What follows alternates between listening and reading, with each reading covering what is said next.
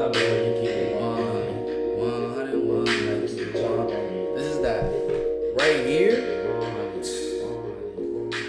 If you're from New York, you know what this is right here. If you're from New York, you know what that is. I don't even know if y'all want to see the screen that I'm looking at right now because it's so damn disturbing. It's actually disgusting. I'm gonna make myself small so y'all can see what the hell is going on here. I've never watched, I've probably watched 2 episodes of Love Island. Once was because I was at a friend's house, and then I recently watched the last finale episode. And I'm gonna be honest, the episode was dirt. It didn't grasp my interest at all. And you would think that the finale is the best episode of the entire season, but just, it wasn't it. No hate towards Love Island. They're making their money. They're doing what they gotta do. But this right here is humiliating. Like this, you gotta realize these people are signing up to humiliate themselves. They all kissing everyone in the crib, and then at the end of it all, you're saying that you want to make it exclusive? Humiliating. You telling me that the dude right next to you saw swap food in each other's mouths, and you still gonna say, ooh, I want to be with that girl? Humiliating. We need to make that a sound effect. Humiliating. Like, you gonna tell me you wanna be slimed up with whatever it is on your body, hugging your man and rubbing skin? Humiliating. Come on. This is just bad. You gotta realize these people are getting paid to do humiliation rituals in front of everyone. And the craziest thing about it is that when I went to go watch the finale with my friend, it was out. There were like a lot of young people watching this shit. And that just made me feel even more uncomfortable. You know, I'm watching this like shit that's like humiliating to me, disgusting, and all these little kids and teenagers are feeding off of it like crazy. What do you expect? Come on, what do you expect this next generation to be like for real? You gotta really like sit back and look at it. Don't be the consumer. You cannot be the consumer. You have to really just sit back and look at what people are watching. And like really consuming and letting control their belief system. This is what's going on here. We have this video right here titled "Stop Ignoring the Dark Side of Reality TV." It's by Patrick CC. You may know him, you may not know him. It don't even matter because his videos are good. It don't even matter. Let me connect my AirPods. And let's see his take on the dark side of reality TV.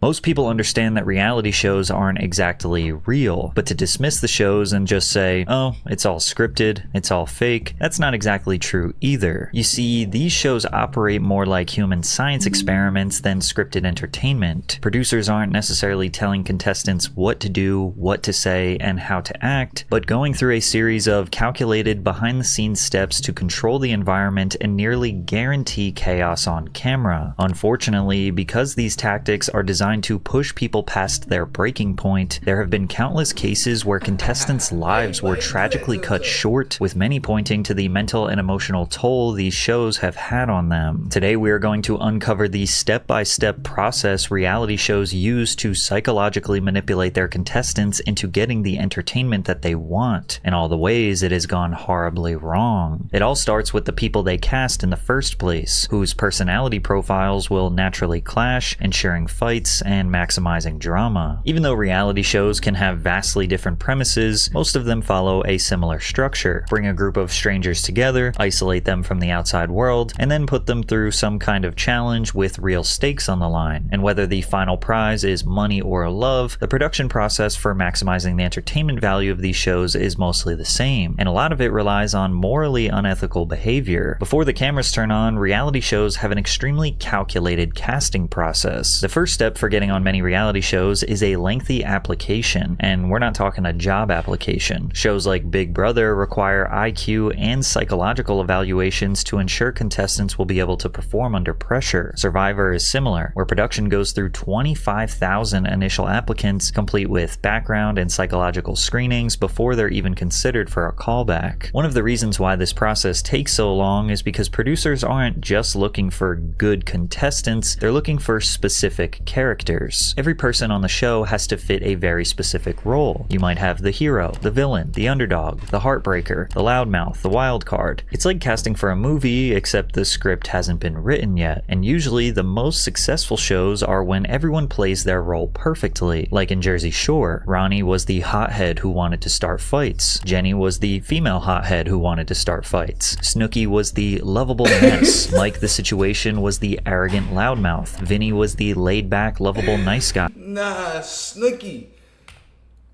Snooki. I used to watch Jersey Shore too, and Snooki was always getting into some trouble.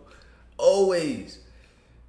Mike the Situation was the arrogant loudmouth. Vinny was the laid-back, lovable nice guy. Pauly D was the uplifting wingman. You knew exactly what you were going to get from each character, which made the show easier to produce, made the stories easier to write, and fans could easily understand and develop parasocial relationships with the cast. However, during the casting process, what producers are truly looking for are people that exhibit characteristics known as the dark triad. The term dark triad refers to a trio of negative personality traits: narcissism, Machiavellianism, and psychopathy. Put more simply, they're looking for those who are entitled, lack empathy, and manipulate others. Why? Well, these are the people that create the best drama. A perfect example is Russell Hantz from Survivor. But first, a quick word from today's sponsor, Fume. Flavored air is quickly becoming the having something you had to make sharp and peep and contrite and to get yours, burning other contestants' socks, sabotaging food supplies, and lying straight to people's face. He wasn't just playing the game, he was thriving on manipulation and control, and fans love to hate him for it. Some contestants wear these dark triad traits like a badge of honor. Tiffany New York Pollard is one of the most iconic reality stars in history who was unapologetic about stirring up drama on VH1's Flavor of Love.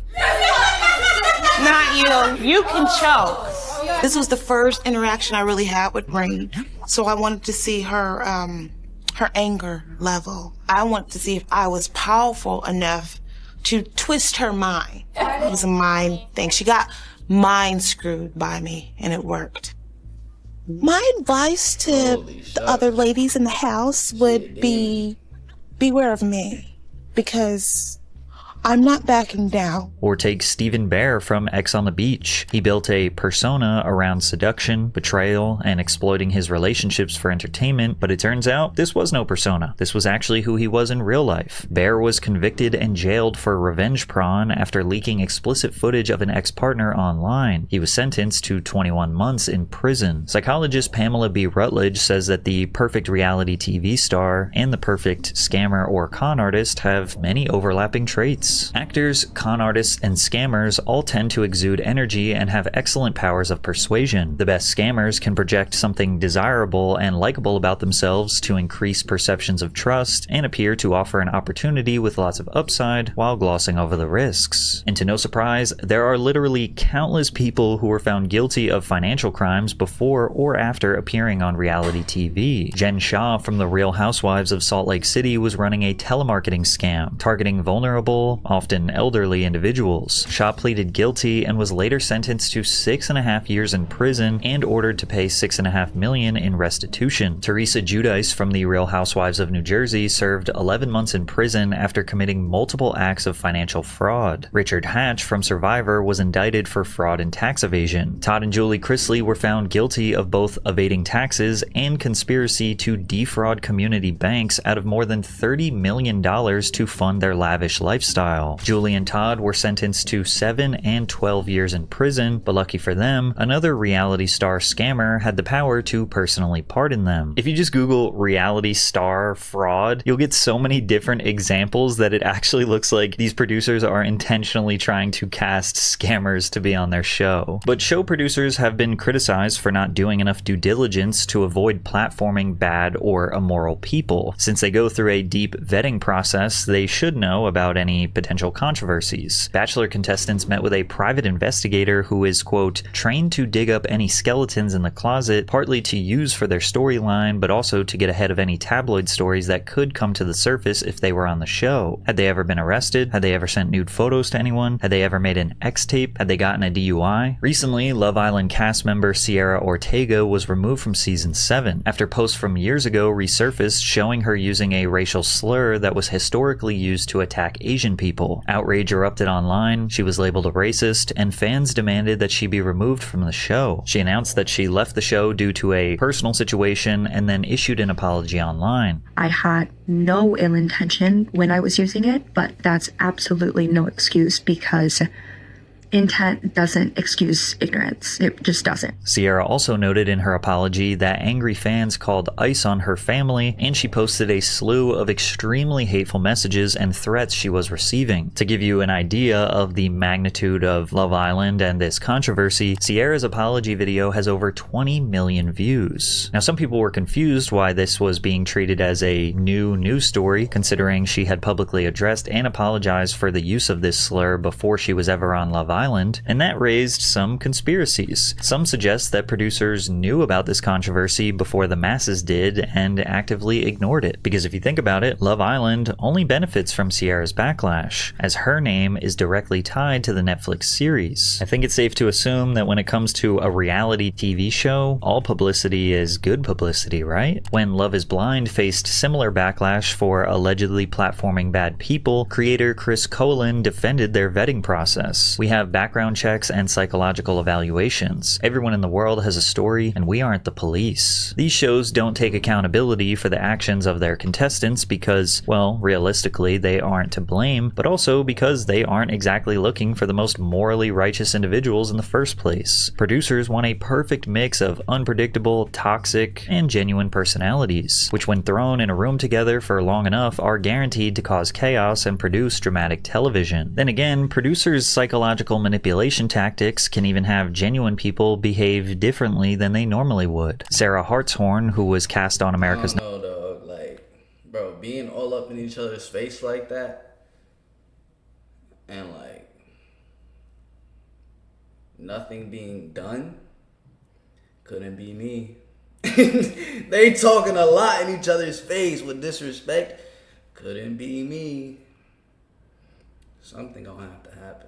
Television. Then again, producers' psychological manipulation tactic, who was cast on America's Next Top Model in 2007, described producers exuding a subtle tactic. Thousands upon thousands sent in audition tapes from all over the country, every single state. We had casting scouts all over looking for candidates, and you guys are the ones who made it. You're here, and it's not just your looks. You all know that being a top model is more than that. It's who you are, and one of you is America's Next Top Model. This is a once-in-a-lifetime opportunity. By framing the contestants as chosen and exceptional, producers create a heightened sense of purpose and pressure. It deepens the emotional investment of the cast, making them more willing to endure extreme conditions or humiliation for the sake of not wasting their once-in-a-lifetime shot. It also shifts the power dynamic in favor of the producers. Contestants are no longer just people, they're characters in the producer's story that they feel obligated to live up to. And before ever stepping onto the set, contestants are almost always required to sign strict contracts, often including detailed non-disclosure agreements. Now, it's easy to understand why NDAs are somewhat necessary to prevent the show's ending from being spoiled by bitter contestants, as the episodes were filmed months in advance, but fans have to wait week after week to find out what happens. What they don't realize is sometimes these contracts come with threats. Sarah Hartstone recalls America's Next Top Model producers threatening to sue contestants for $5 million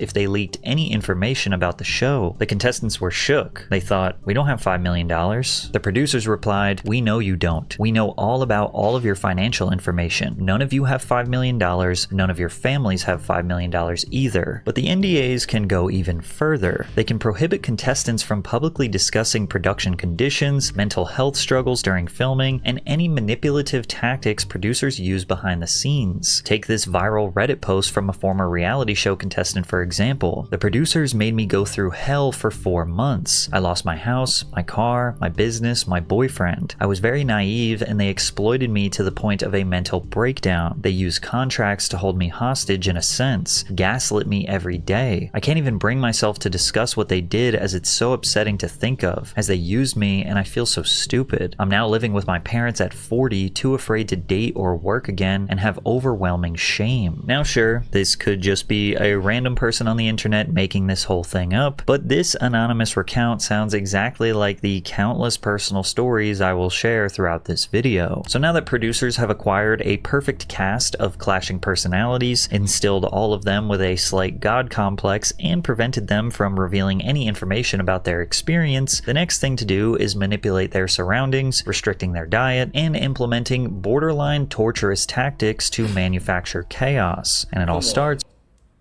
What was that? What was that serious? Well, actually, I really want to know. If anyone knows what that clip is or can find the clip and let me know in the comments what was that serious. Please comment down below. Please. Because this shit looks like the world is about to end by the way he's crying. Like, damn.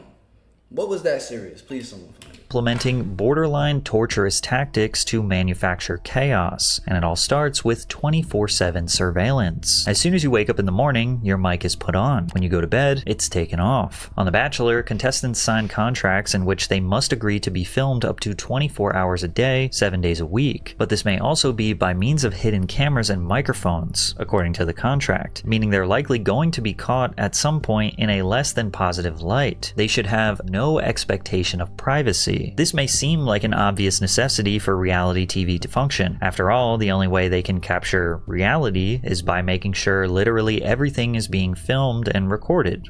Right? Sometimes you see a contestant rip off their microphone and storm off to essentially protest being recorded, but the cameras just follow them anyways, and the audience is excited for more drama. It's a harsh reminder that they literally can never escape. On The Bachelor, constant filming is actually sold as a good part of the experience. Contestants open up about things like anxiety, grief, or past trauma, all while the cameras are rolling 24/7, turning their real pain into a part of the show. The audience is made to believe that all this surveillance is necessary to show someone's journey, because towards the end of the show, there is literally a highlight reel of all of their pain being broadcast to millions of people. And the craziest part is, the contestants have no control of how that pain is edited, manufactured, and presented to the world. Surveillance is done by the producers to maintain complete control over their participants. And this anonymous Love Island contestant described the extreme lengths producers would go to. When you're there, you don't realize how much you are controlled by them. If you talk too much about life outside of the island, the voice of God, which is like a big speaker, will tell you to shut up. So it's like, this doesn't make good telly. Most of your day is just filled with gossiping about situations inside the villa, because that's all you're allowed to talk about. Another former Love Island contestant described what producers will do to provoke a situation. They set up the environment to test you because they know exactly what you don't like, they know exactly what you're scared of, they know what you're attracted to, what you're not attracted to, they know your triggers. So it's very easy for them to manipulate your environment and situations to get the best reaction out of you. And especially when the storyline is not going the way that they want, they know exactly how to fix that because they know you very well. You're literally just a little rat in their experiment, and they're trying to see what they can change and what they can do to see how you're going to react and how far they can push you. Now, beyond surveillance, one of the foundational elements of a successful reality show is keeping the contestants in pure isolation. In Big Brother, contestants are confined to a house with no access to phones, internet, television, or contact with family and friends. This isolation forces them to rely on their relationships within the house, making every alliance, betrayal, and argument feel more intense. Former Bachelor contestant Leslie Hughes said, "This is about to make me want to go on a reality TV show." Because I've had a DM before talking about, oh, we're going to do like a casting for Too Out to Handle, like, and different shit. But like, it was just never my thing. But I have an idea as to why I would want to go on it. Because she's talking about how it's literally like an environment to test you. And I'm always down for challenges, for real. Like serious challenges. And if there's something I don't want to do, then you standing up for yourself on reality TV and saying, yo, I'm not doing that shit, is where you're tested. That's where your moral is really tested. If you're gonna take what you're telling yourself or what someone else is telling you. That sounds like a good challenge. We have nothing. We are completely cut off from the world. We have to talk to each other. We have nothing else to do. Similarly, Love Island isolates contestants in a luxurious villa where they have no communication with the outside world. There are no distractions, and they essentially create this artificial bubble where everything on set becomes the only thing that matters to them. We didn't have any autonomy at all. Not only did they take our phones, they took our wallets, they took our IDs, they took our passports, all in the same instance, without telling us ahead of time this was going to happen. And we were filming 18 to 20 hours a day. The only time we weren't being filmed was when the union crews swapped out for a new crew because they had met their maximum for the day. You never see daylight unless you're allowed to use the bathroom, which is a trailer outside. They keep you in the state where you really have no idea how much time has transpired. It's one of those things where, looking back on it, if someone told me it was a month, I might have believed them. So what else can they do to cure their boredom? Well, have you ever noticed just how much alcohol is being consumed on reality TV shows? It feels like most of the explosive moments or juicy drama erupts after a night of heavy drinking. Nick Bateman from Big Brother said, "Alcohol was given to us when we were feeling down or depressed or nothing was going on, because obviously alcohol is the Molotov cocktail producers use to liven things up." Bateman says drinks were coveted by contestants because it would quell the boredom of being captive in the house. Bronwyn Wyndham Burke from The Real Housewives of Orange County says that producers took it a step further. Whenever you're filming, they have alcohol there. They ask you before you go on a trip, what kind do you like? They get to know what your favorites are. And while producers don't force you to drink, alcoholic beverages were readily available, and that sometimes during scenes, cast members were discouraged from eating. Jeremy Hartwell, who was a Love is Blind contestant, sued the company alleging that he could not act. Yeah, that's one thing I don't play about. My body telling me I'm hungry, I'm about to eat one way or another. I'm about to eat. You're not telling me to slow down my eating. You bugging. You bugging.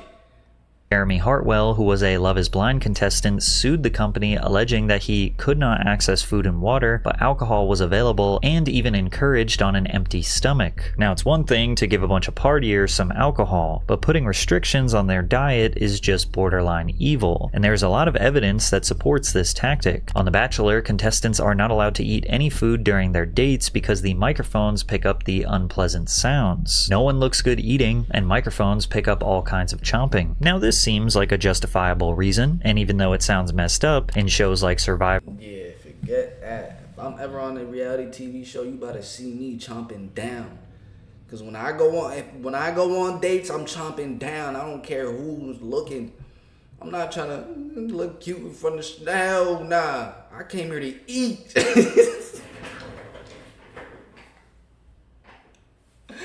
As you can tell, I do not play by my food. I don't.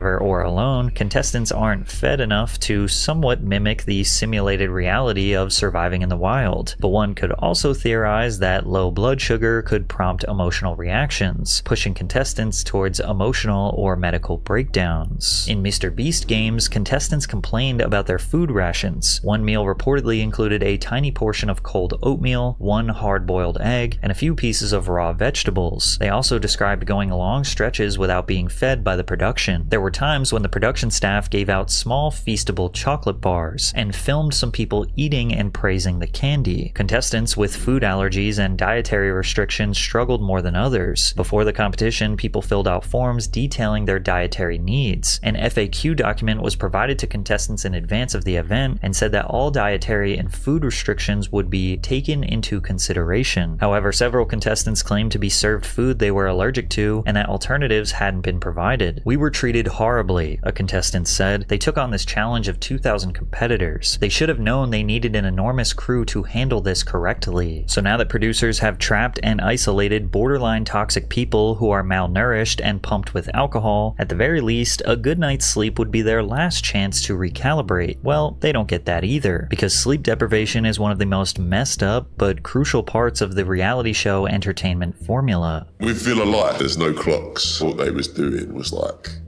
keeping you up really late, waking you up early, so then you're going to react more because you like basically got sleep deprivation. Most competition reality shows follow a similar daily routine. Wake up early in the morning, typically around 7 a.m. Then they go do their competitions or tasks for the day. Then in the evenings, they talk strategy or socialize with another while getting drunk. Now you have to keep in mind that producers' top priority is to get 45 minutes of watchable television each day. They can count on roughly half of the airtime coming from the actual competitions or tasks, but the other half needs to be the all too sweet drama that everyone craves. And if the day is coming to an end and they don't think they have enough, they will keep the contestants awake. For 3 years, Sarah Shapiro worked as a producer on the reality show The Bachelor. Her task, as she recalls it, was to get the contestants to open up and to give them terrible advice and to deprive them of sleep. She sees it now as complicated manipulation through friendship. In Jeremy Hartwell's lawsuit against Love is Blind, he said that they implemented what was called night dating. We didn't have clocks or anything, so it's hard to know exactly when it happened, but typically the night dates would last until about 2 a.m. He estimates that between getting back to his hotel room at 3 a.m. and being expected in the lobby at 7:15 a.m., he got 2 to 3 hours of sleep a night. On the challenge, cast members have reported being kept up until 3 or 4 a.m. and then forced into physically demanding tasks just a few hours later. On Love Island, lights in the villa stay on until producers decide it's time for bed, and contestants are often woken up abruptly for surprise challenges. The lights are on the entire time during Big Brother taping, even when the contestants are asleep. Interestingly enough, this is the same tactic that is used by the toughest maximum security prison in El Salvador. Privacy and sleeping with the lights off is considered a privilege. The modules are kept lit all day and night for monitoring. When the sun goes down, the lights stay on all the time. They are constantly being observed. I think this is one of the hardest things. When they try to sleep, they use their towels and cover their eyes to block the light. And if all this manipulation, control, pushing contestants to their breaking point still isn't enough to make a good show, producers have one final weapon. They'll rewrite reality itself through a process known as frankenbiting. Frankenbiting is the editing technique reality TV. But that's true. That's true. The crazy part I found about that jail is that they're constantly being observed. But even on reality TV shows, you're constantly being observed. Like, everything is being recorded.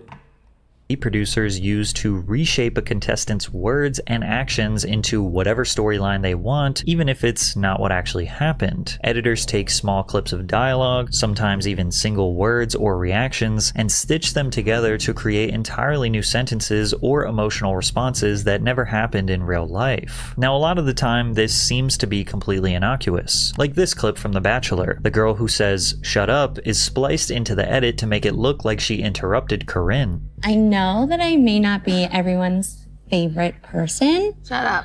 And I feel like there's things going on behind my back or comments or whispers. And in that moment in real life, when Corinne was talking, Jamie did not interrupt her and say shut up. That was taken from an entirely different moment out of context. And then the women who are shown laughing after Jamie says shut up was also clearly taken out of context. This happens so often in reality TV, and it's extremely clunky to watch. It often makes me wonder how people get so invested when you can see that things are manipulated even for the smallest reasons. However, sometimes situations are chopped up so much and narratives are so distorted that it's shameful producers got away with it. On season 1 of Joe Millionaire in 2003, Sarah Kozer was being portrayed as the bad girl. Producers set up a scene where Sarah and Evan go for a walk into the dark yard where the cameras cannot capture them. They took audio from Sarah getting a back massage from another female castmate hours before and then put it over a vague panning shot of the backyard and made it seem like she was giving Evan top in the woods. They made it look like she gave him head in the woods. That's crazy manipulation. But even when Sarah tried to go to the press after the show was over and convince everyone that the whole scene was taken out of context, people around the world were not convinced. Let me take a couple of calls. All right, let's go to Randy. Randy, go ahead. Hey, Howard, how are you? Yeah.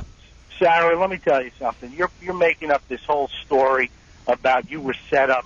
You were in love with that guy. You were all over him. You went into the woods. We all heard the slurpy noise. Right, you know what? I hate to break it to you. I just want you to entertain the possibility that perchance not everything you see on television is exactly You didn't give him moral? Well, let me tell you something. Hello? As soon as he didn't pick you and you heard he didn't have the money, you were devastated. You're nothing but a gold-digging white trash loser. Although Sarah Kozer handled this scrutiny from the public with grace, others fell victim to the immense backlash. One of the darkest consequences of reality show editing is how quickly contestants become targets for obsessive, toxic fandoms, which has mostly been aimed towards people who have been labeled as villains on the show. And to some degree, you can't blame the fans. After all, they can only judge a contestant based on what they've seen on the show. But as we know, these shows are barely a reflection of who that person actually is. What makes it worse is these mass harassment campaigns often come from fans who believe they're acting on some kind of moral high ground. They'll flood a contestant's social media with hate, send death threats, and in some cases, dig up private information like addresses or family details. Olivia Atwood from Love Island UK opened up about receiving over 3,000 messages a day after her season aired, many of them telling her she didn't deserve to live. Another is Big Brother's Aaron Grease, who spoke about how viewers campaigned for her to lose her job after producers portrayed her as a manipulator through selective editing. But sometimes the harassment doesn't end with hateful comments. For some contestants, the public mauling and emotional toll have pushed them beyond their breaking point. A stat that absolutely blew my mind was that at least 40 people have died on their own volition after their appearances on reality TV. Hannah Kimura, a female professional wrestler who was among the cast of appearances on reality TV. Hannah Kimura, a female professional wrestler who was among the cast of the popular Japanese reality series Terrace House, died at age 22. She posted a goodbye message on social media after receiving a storm of hate online. Love Island had 2 contestants in back-to-back seasons suffer the same fate: Sophie Graydon, age 32 in 2018, and Mike Thelastis, age 26 in 2019. The Bachelor had 2 women from the same exact season pass: Alexa McAllister and Gia Allemand. What if I told you that the very first person who was ever voted off a reality show in history also suffered the same fate? Would that not be a slight indication of a broken system? In June 1997, Sinisa Savija became the first person in the world to ever be voted off a reality TV competition. The show was called Expedition Robinson. 4 weeks after he was voted off, he walked in front of a train. 9 weeks after that, the first episode of Expedition Robinson aired anyway. Before I started researching this video, I knew reality shows were pretty messed up, but I had no idea just how many tragic losses have been suffered from former contestants and the countless other attempts that have been made. And of course, this fate is never the result of just one thing. It's an incredibly complex and deep decision influenced by countless factors. But when reality shows follow the same formula again and again, calculated casting, 24/7 surveillance, isolating contestants, restricting their diet, flooding them with alcohol, depriving them of sleep, turning them essentially into controlled robots, and then putting all of their worst moments on display to millions of people, it's easy to see the inherent evil reality TV needs to have to create the entertainment. And with so many lives lost, it starts to make you wonder if this obviously broken system will ever change. Damn. Paul is being consumed. I mean, putting it that way, after that entire breakdown, that's one of the wildest environments to put yourself in. Because you will have to, not let your diet affect your mood. Because if it's true that they're only feeding them a certain amount, and there's probably something within the terms and conditions that they have to obey by the rules or some shit, because if there isn't, I'm having 5 cheeseburgers every day. Give me what I need now. But I doubt that's the case. So they're depriving them of sleep. I gotta get my sleep, you feel me? I woke up, today's a Sunday, I woke up at 12. This is the first time I ever did that. But I decided to do it. But I woke up and had a phenomenal breakfast. I'm talking 3 pancakes with an egg, cinnamon, you feel what I'm saying, bananas, turkey bacon, everything. Ain't no way you better feed me 2 eggs every morning over there. But comment down below if you would go on a reality TV show. Comment down below. Hope you guys did enjoy this video. Smash like button, subscribe, turn on post notifications. I'm gonna catch you guys in the next one. Peace.